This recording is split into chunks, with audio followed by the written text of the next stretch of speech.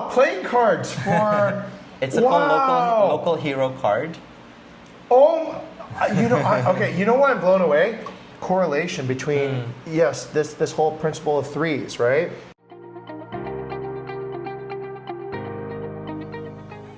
All right. So today I have a very special guest.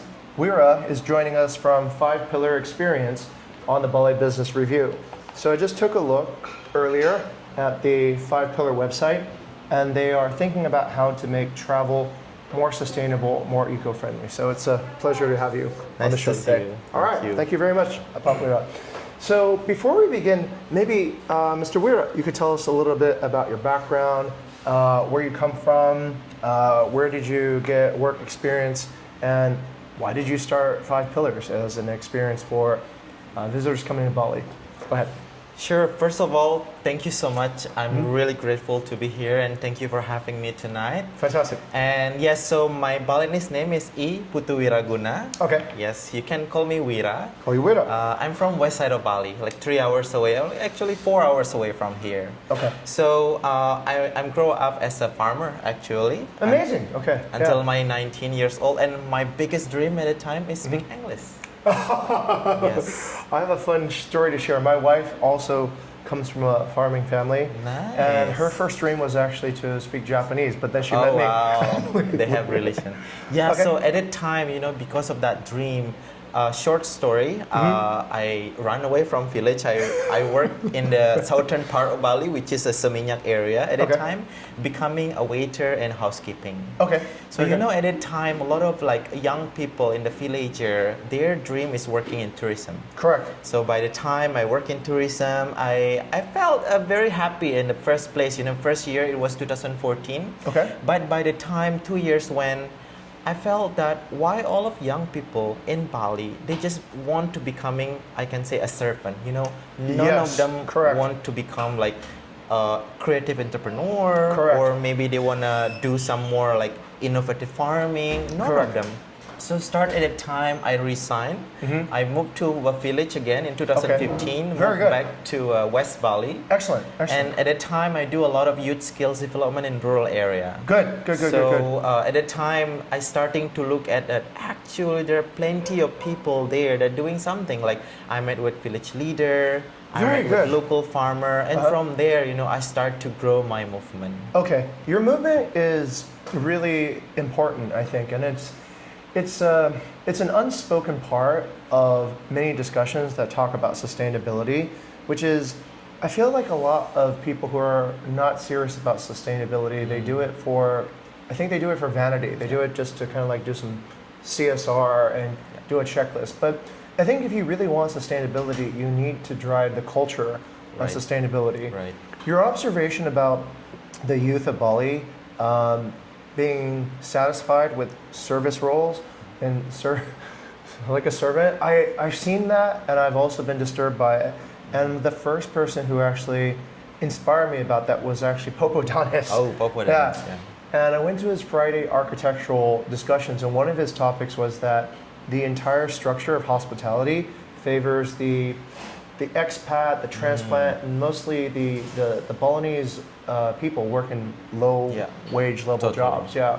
Okay, so this is great. This is, I think, is a really good direction. It's a social movement, and it improves the overall, I think, human capital on the island. And I think it redirects also the focus not towards more and more of this, Seminyak experience, which is displacing Balinese culture. But I think what you're looking to do is to change taste in a way to bring, let's say, the economy back to the villages again, and also. Totally. Okay, good. I'm really excited about this. I'm Totally. happy we're inviting you here. So, can you? I've got some standard questions here that I normally ask. Sure, please. But let's go through some of these, and then if we get inspired along the way, we'll pivot. Yeah. So, in your opinion, what does tourism look like in Bali from your perspective as an entrepreneur, your perspective as a native Balinese man? Yeah. And is the tourism that you're seeing now helping or hurting? And please get into what you think is a rich detail of your Sure. perspective, please. Sure. So in the first place, at that time, you know, I started the journey again. At that time, when I met with a lot of these people, I don't feel that the tourism was impacted them at that time. You know, And these people, you mean by people in like a village leader, Ah, you know, okay. local farmer in west side of Bali, because Got the it. tourism just centralized in southern part or maybe in Ubud area. It's just centralized in those areas. So at that time, I was thinking about, you know, like how I can really shifting in tourism in a good way so that Good. it can actually supporting Bali. Okay. So what I was thinking with tourism at the time was actually, I mean, sad to say, it wasn't care for the local at the time. Of course not. Yeah, I would agree. And then start to that journey, I felt that how I can really pull that tourism to the reality Yes. of Bali, Yes, which yes. is how they can experience the real culture, the real people, the For real sure. food of Bali, and Amazing. things like that. Good. So start from there, you know. At that time, I personally don't understand about sustainable travel, you know, or impact travel. At that time, I just want to bring my friend from, you know, US. Hey, come to my village and learn about, you know, organic farming. And then start from there, you know. They understand that Bali is not just Canggu. You Right. know, Bali is not just all of the shopping area. Correct. So it's beyond that. Correct. It's more about how you plant rice with the ceremony. Correct. You know, how you go to the Balinese house with all of this Balinese compound that it's actually very profounded, you know, Correct. set up, you Correct, know, since correct, like correct. 1,000 years ago. Correct. So there are plenty of those philosophy that forgotten, you know, since then, you know. But when Balinese opened their tourism, in the first place was amazing because the tourism is for appreciating, you know, Yes. appreciation for, you know, the art, appreciation for the philosophy. Correct. But by the time it's actually shifting toward enjoyment, you Correct. know, a leisure Hedonism, yeah. seeing things like that. Yeah. So for me, it's fine, you know, because when you're becoming a tourist, you will just want to do all fun things. Of course. But in the same time, in my opinion, how you can become a traveler but still mindful. I really appreciate Yes. this idea, and perhaps this is good. We talk about this idea a lot. Would you agree that Of this is course, this totally. is the okay? Tahiti Karana. So, to reflect on what you just told me, I have watched the same pattern, and I feel equally passionate as you do about exactly what you've said. I saw that tourism in the very beginning was a celebration of Balinese culture. Recently, I went to the Arma Museum and I Okay. saw the paintings by Walter Spies and some of the Yeah. early Europeans who came to Bali. They had, I think, a high appreciation for actually learning from Balinese culture and transmitting that as the image globally. But I call it sort of like the great internet disruption. So the influencer came Yeah. to Bali, and I think the influencer captured the narrative. Yeah. They turned the narrative more towards my opinion, Yeah. and usually it was my uneducated opinion about Bali. And so I think they turned Bali into a background. They turned it into like a Yeah. prop. So what you're doing, I think, is central, important, and this needs to be, I think, explored. So okay. So there was a earlier time in tourism where people were appreciated. There was an earlier time, and when farmers were even using more organic approaches, but then we've since kind of lost our way. Okay, based on that, that's okay. So I have a fun question that kind of inspired me from a recent discussion we had with a professor. And do you think, what is the place in Balinese society for recapturing the narrative correctly? How do we get more visitors to see things the way that we want the Balinese story to be better told? The appreciation for the culture, the appreciation for the customs, for the traditions, for the ceremonies. What place does each person have in terms of living to that vision? Sure. So it's actually very tricky this Okay. time around. It's depend on the general people because some people they want this just for benefit. You Correct. know, they want this just to make money, to make income. Yeah. But some people they really want to share a story. Yeah. You know, those people actually we trying to find. Okay. So that's why one of our best movement is actually on this box. Show me So the I box. wanna Show me the show box. you. Show me the box. So What's the inside the box? power of us is the people itself. Oh my goodness! Yes. Oh, wow! So Wow! Playing cards for. it's a wow. local hero card. Oh, you know, okay. You know why I'm blown away? We have the exact same idea, but we haven't implemented this yet. We called it Hospitality Heroes. Yeah. Nice, Yeah. Okay, great. So- tell me more. I'm blown away. So this is our soul. Amazing. You know, without Amazing. them, Uh-huh. I cannot do anything, right? Correct. You cannot do anything. Correct, So correct. they are the key. Okay. So if we would love to talk about, eco-friendly, sustainability, everything farming and everything, it's all there already. It is It's all just there. about, they are, separating and how we can build an ecosystem in Understood. the future. Because Understood. tourism, it can be everything. Yes. But tourism cannot solve everything. We need to more holistically, I agree. there. But agree. mentioning about what you said earlier, we need to find right person in Yes. the first place. We cannot work with a whole people or talk there and talk there. It's just like wasting time. Correct. So that's why I go to the villages, I talk to a lot of people, and I found there are a lot of people aligned with Of the course, vision of course. how we can take care of Bali in a good way. That's amazing. That's why until now we work with 90 plus local hero all Yeah. around Bali. Okay. And each of these local hero, they represent amazing story. Yes. From a person who preserving like very ancient manuscript, from people who preserving like 1,000 year Subak system. I'm so amazed. Sri Hita Karana too. I'm so amazed. So that's what we do in the 5 pillar actually. This is so great because I see your plan and I see your direction. And you wouldn't believe this, Patwira, but what we've been recently doing is this. We've been thinking about our role inside, now this isn't Bali Business Review, this is Sure. more Book of Vista, but what we call it is you need a router. You need a person who understands that there's, let's say, a guest who is seeking something, and then you need a person who then understands the internal network Right. inside their own community and find that is the right person for it. You need a router because what I've noticed in the age of the internet is that attention is very limited, Yeah. and you don't want to spam people. Like Yeah. maybe this incense production guy wouldn't be the best person for somebody who is looking for somebody who's doing bamboo sustainable. So by having this and being able to route each unique experience that somebody is seeking to each person who can serve, that's incredible. I'm really blown away. That's a very serious step to. Okay, here, let's pivot into the contrast because I think this Sure. kind of provides. What do you think has been some incorrect approaches towards tourism that we should be aware of and gradually disengage and de-evolve from? What's your sort of opinions of what do we need to distance ourselves away from? Sure. There are several practices that sometimes I observe, Okay. mostly in Bali. So when we talk about tourism, it's a very tricky. There is a double-edged sword, you course. know. So either it can be helping us a lot, like supporting us, either it can just kill us. Of course. So there were a lot of story right Very outside. tricky to kind of Yeah, that's why first of all, as a business practice, first of all, it's just about aware about your surrounding. Okay. You know, like Sri Hita Karana aware about your human to human, human to nature, and human to spirit. Same thing like that. Understood. Let's say when we build business, how you can work, of course, as much as with local, how you can understand about local wisdom. Yes. How you can understand about the situation of people. We call Desa Kalapatra in Bali, right? Desa mean location. Let's write that down. Oh, sure. Could you write that down for us and then we could. Okay. Yeah. So we call Desa Kala Okay. Patra. Desa Kala Patra. Yeah. Okay. Desa mean location. Mm-hmm. Patra mean time. Okay. Patra mean situation.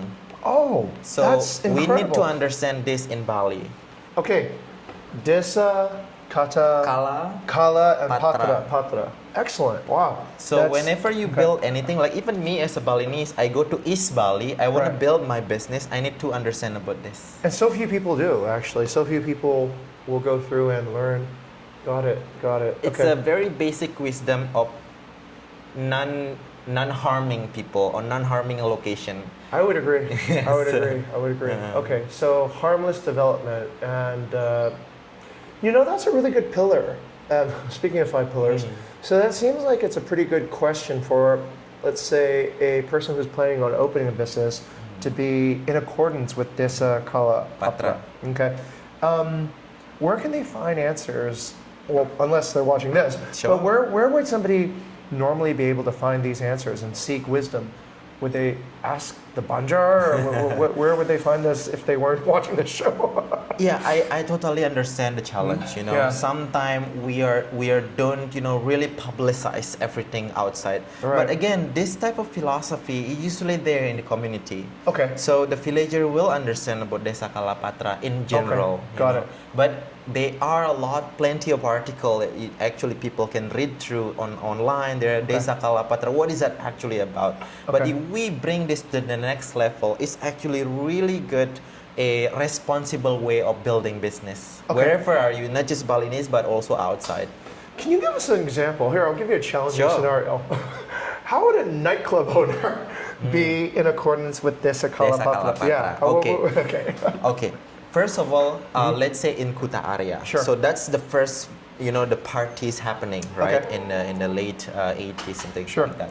So in terms of Desa Kalapatra, at that time because since 90s, 20s, the tourists already start there, and then they bringing all of this influence, right? Right. And by the time this desa, which is the location, because it's close by the beach, the Right. villager was let them do something more, fun stuff. Correct. And at that time, people were still respecting this international people who come. Got it. And because of the situation, they have more and more people and then more and more influence, then it's changing the way how the people there in the Kuta area Got at it, that time. got it, And then got of course booming from there. Got it. So, but if you go to the Ubud, you cannot do it. Because Right. their Desa Kalapatra is totally very very powerful. Got it. So that's why even Sanur, you cannot build anything like the Nightclubs. same Sanur because their Desa Kalapatra is more stronger.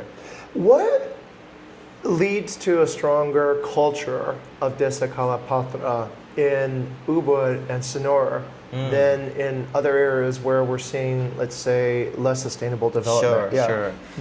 The answer is their legacy. Okay. So there are plenty of local wisdom legacy that we are still hold as a Right. Balinese. Okay. So let's say you already understand Banjar. Right? Of course. So in Banjar, which is human to human, so they're very strong one. Right. We need to respect each other. If there is something like their system are changing, a whole system will be changing. Of course. Because Bali already have Banjar since 1,000 years ago, right? Of course. So that's why Sanur and Ubud are very different like the rest. They're still keeping at least 80% of their culture while tourism exists is because of their community is strong. Got So it. that's number one. Okay. And they still hold the very spiritual connection between this temple because I don't know if you've seen a lot of Balinese are bringing all of this, creature like symbolization, Yeah. right?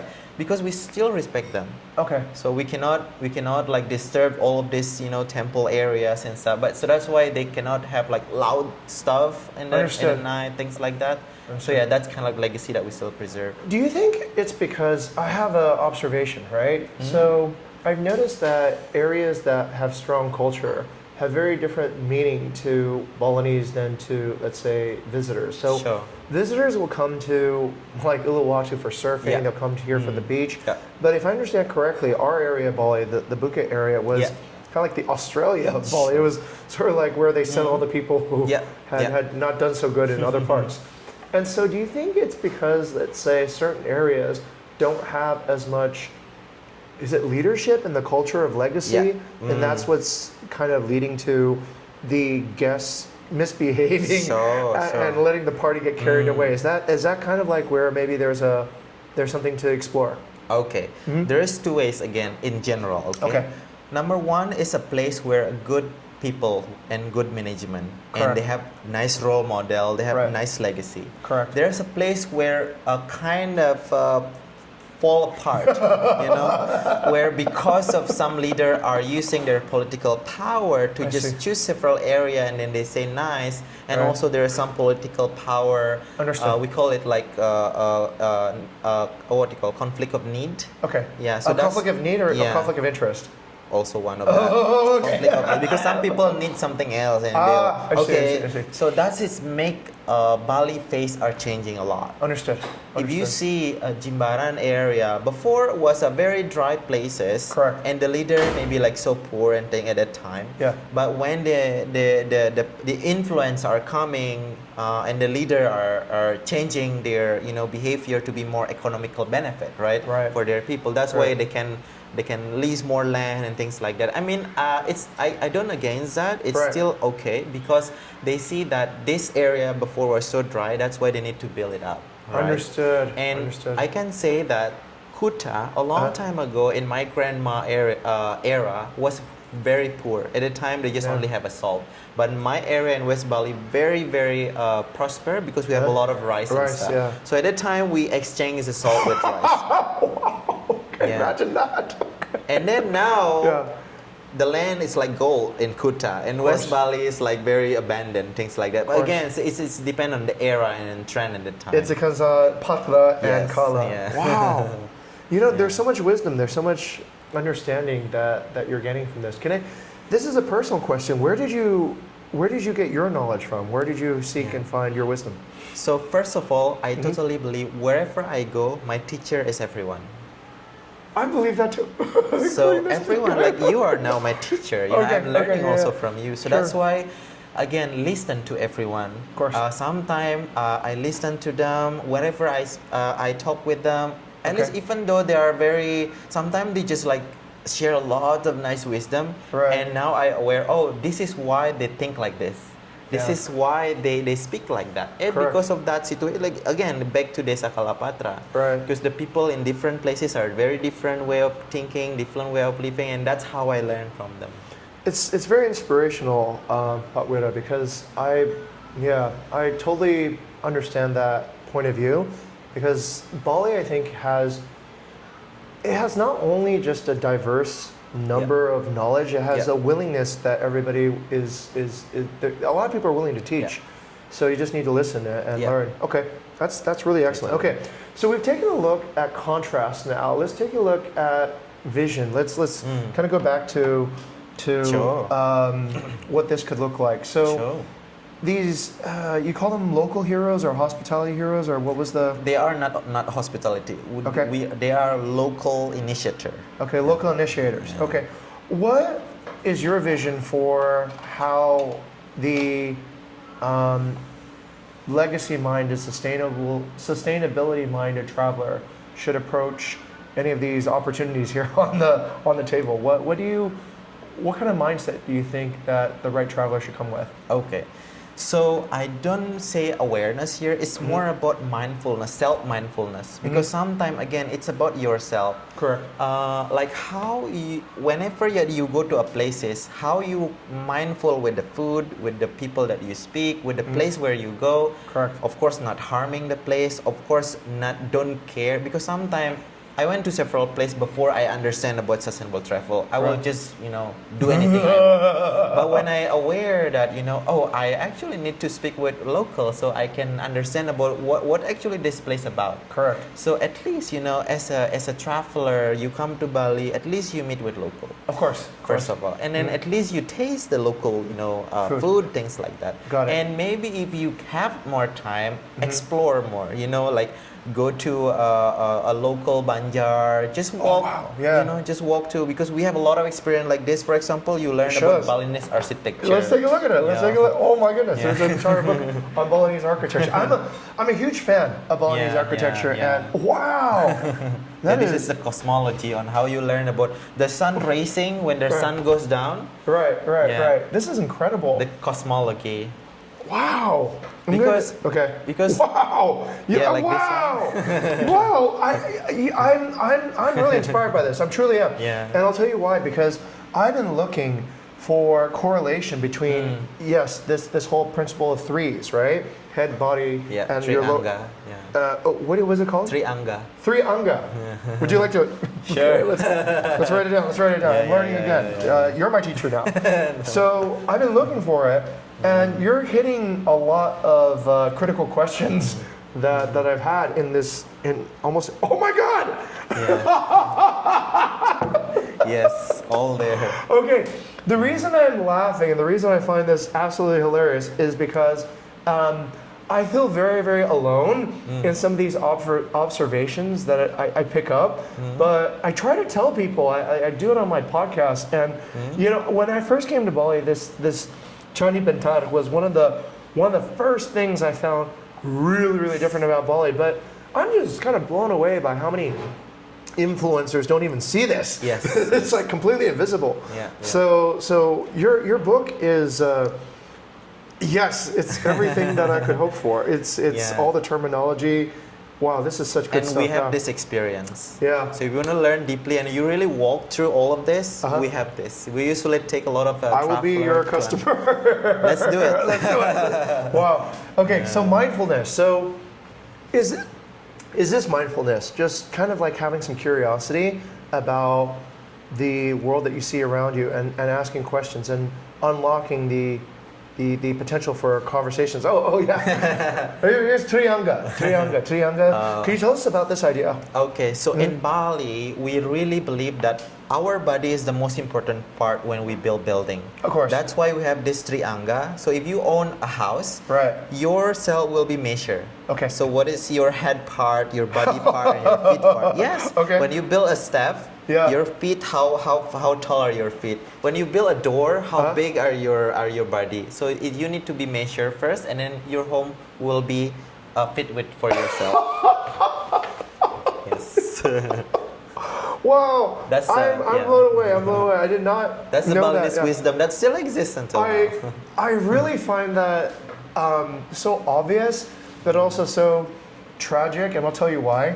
It's obvious because what people will build suits to customize to their bodies, but they will somehow forget that a house is even more important than a suit.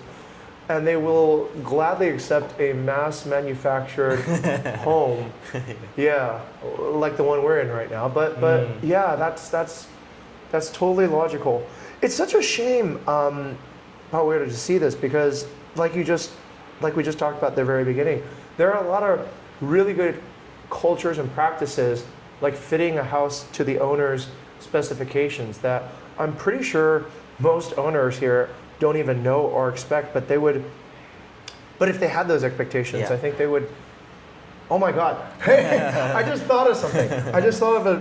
We have this. Okay, I'll go on a side story and then I'll come back. We have a very practical business problem here in Bukit Vista, and that's the commodification of design.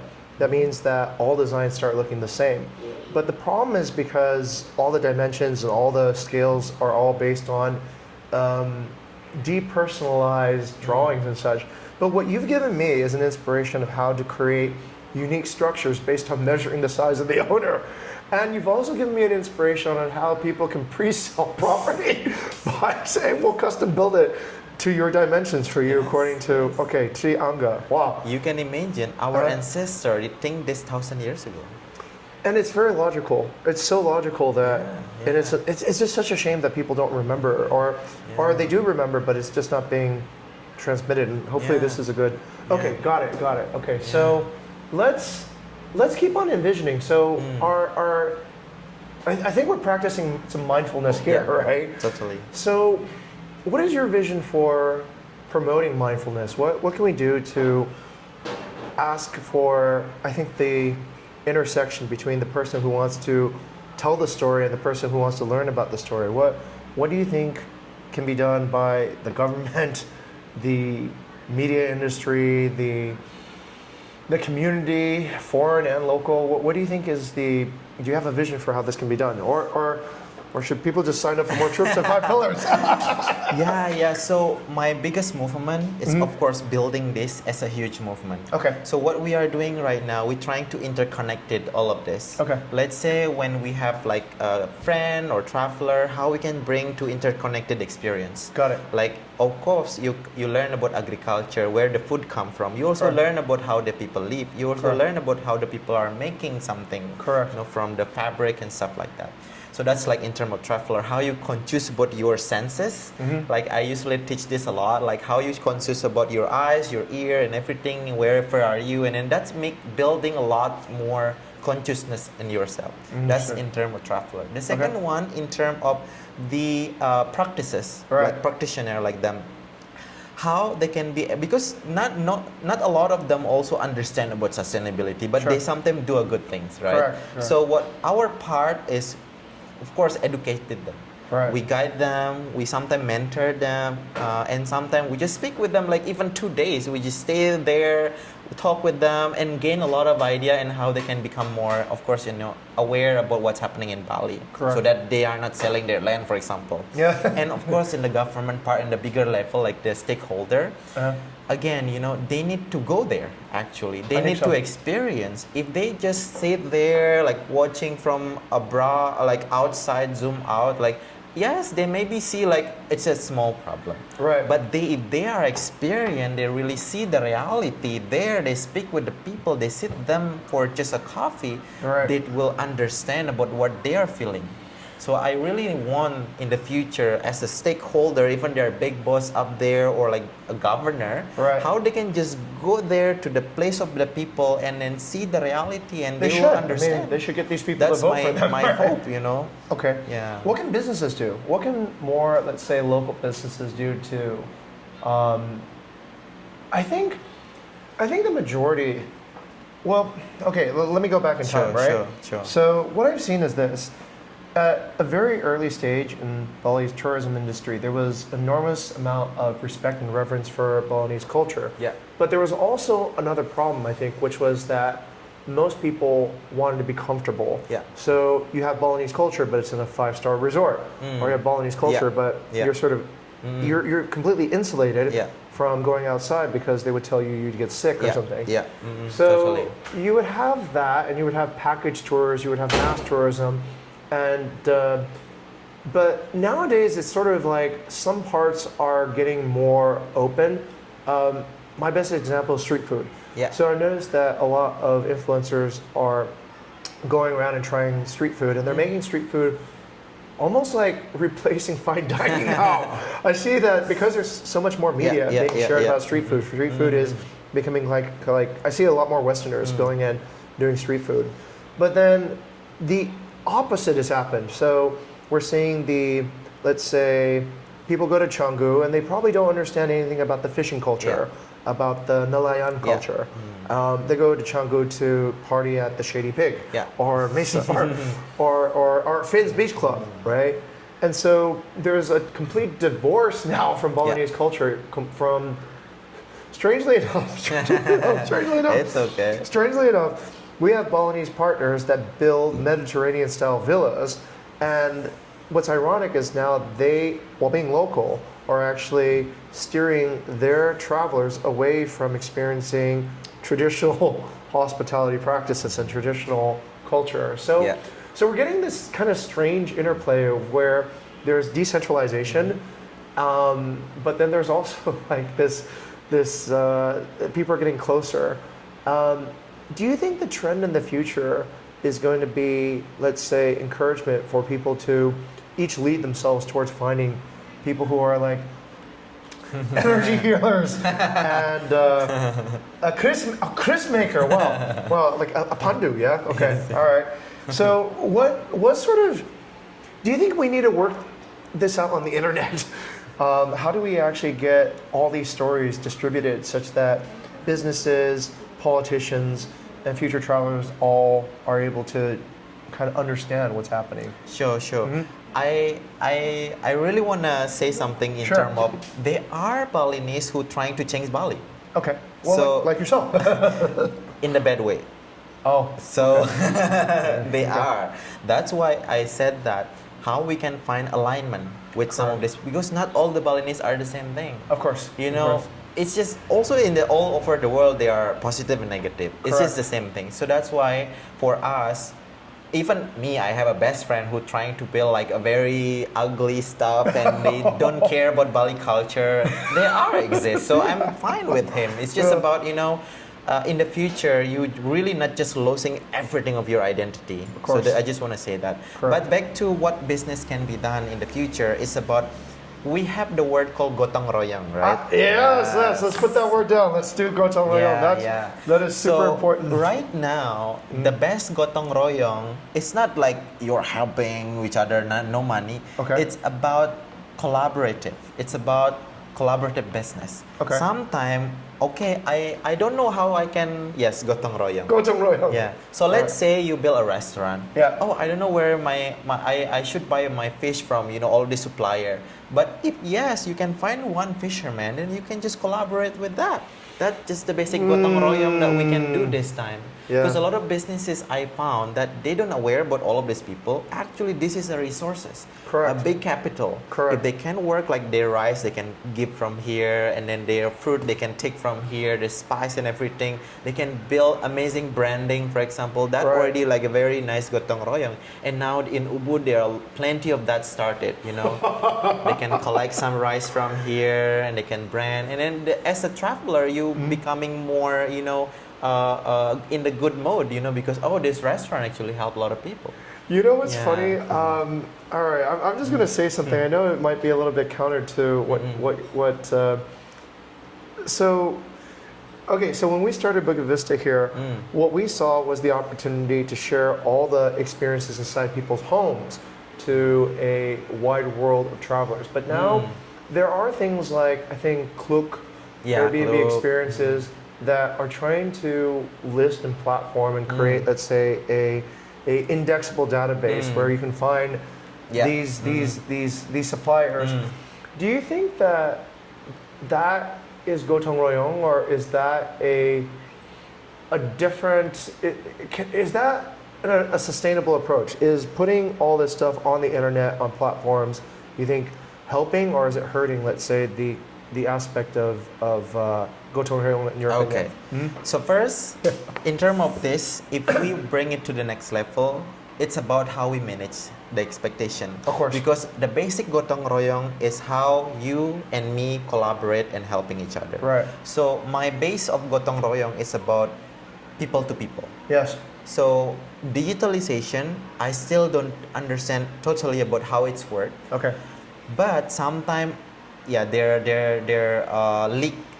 leaking of information. They're all, because for me this is also intellectual property. Correct. Because correct. I have also a story where one of people, they found online the contact and they call and they want to buy a whole of their business and things like that. So it's a still very tricky. Okay. But for me it's about, yes, you can personally, if you wanna, let's say you wanna list like 10 local hero on your in, let's say, like the Klook stuff. Yes, you, of course, that it's totally feasible. Okay. And we do help a lot of people to do that. Okay. Because we want to give a bridge connection between this local initiator with our friend and businesses. Because Understood. we still need to think about, because we set ourselves social enterprise, right? In the social, yes, we are all helping this, but in the enterprise, we also need to learn about business. Correct. So it should be correct. balanced. Understood. Things like Understood. That, yeah. Very to hit the katana again. Very to hit the current. This is a good time to, I think, explore what does Five Pillars do? What do you represent through your social enterprise? And what can our audience help you with? Sure. So in general, the Five Pillar is a movement for ethical traveling. We work with a lot of community to build a experience. Okay. So let's say you want to learn about natural dye. Yes, I do. I want to learn about all this stuff. I'm so excited about And then I it. basically just like take you to experience that in the village while we give you connection. Wow, okay. Because the power of us is a building relationship. Okay. It's not just about you come to a place, you take picture, you go home, Right. but it's about how you inspire from them, Okay. how you exchange knowledge. Okay. At the end of the day, you get connected with them, you want to go back again. Yes. We done it a lot of time. Okay. So that building relationship that we build, so it make it beyond tourism. I see. And I that's see. what we call them a long-term relationship with build sustainability. Wow. Because Wow. when you as a tourist, you come to a place and then you just take picture, go home, you may not go there and You haven't invested again, into the right? relationship, yeah. But if you have a friend, Right. you know somebody, Yeah. oh, I want to go back I want to talk with him while I had drink coffee with them. Correct. And then have more idea, things like that. So it's becoming that friend right now for us. you're building patrons of the art. Yes, totally. It's about people. Yeah. It's about people power. Okay. That's why right now Five Pillar are we creating a lot of like experience package. Yep. So whether you stay maybe some days with the people, with the Excellent. local, or maybe you just like visit a whole day at the village. You go around with the villager and then Okay. talk with them, understand them, eat with them, things like that. Exciting. And we work a lot with universities. Right.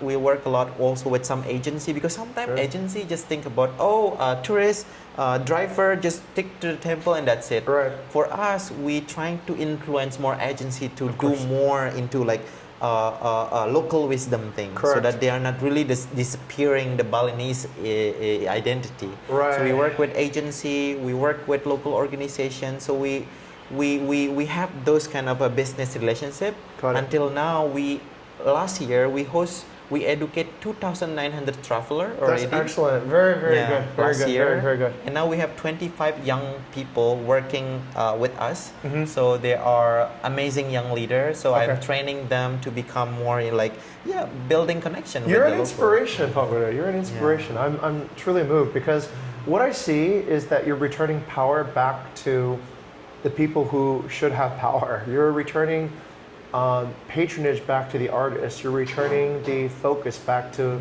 the core. You are the antidote to the oversupply and market turbulence and all these kind of negative things that we're seeing. How do you fight against social media and Google Ads and all these other forces that are driven by capitalism? What do you think is your? I think you've told me a few times, but what do you think is your secret advantage in this movement to bring about this wisdom, this Sure. legacy? So again, now we're living in the era of abundance. Information is very easy. Yeah. Digitalization is just like beside in front of us, right? Which is a phone. So let's use it in the proper way. Because course. if we against that, it will be destroy us. Of course. So of course. there's one thing that my mom usually say, please. You use the technology, not the technology use you, right? Yeah. So that's the word always keeping in my mind. Okay, now I should take advantage about Your all mom's very the wise. things there. Very wise. I wish more people would say Things that like to their children. Yeah. So which is mean right now, yes, we do work with digitalization. We just started because our young people are telling, because I work with a lot of Gen Z. Yeah. They understand about all of those, like media and stuff. Okay, just do it. So they work on that. But at the same time, how we can put more story also. Yes. In terms of, not like the things that, like how the people can learn about, rice field we should protect because of this. Correct. Things like that type of story that we're trying to build more and more.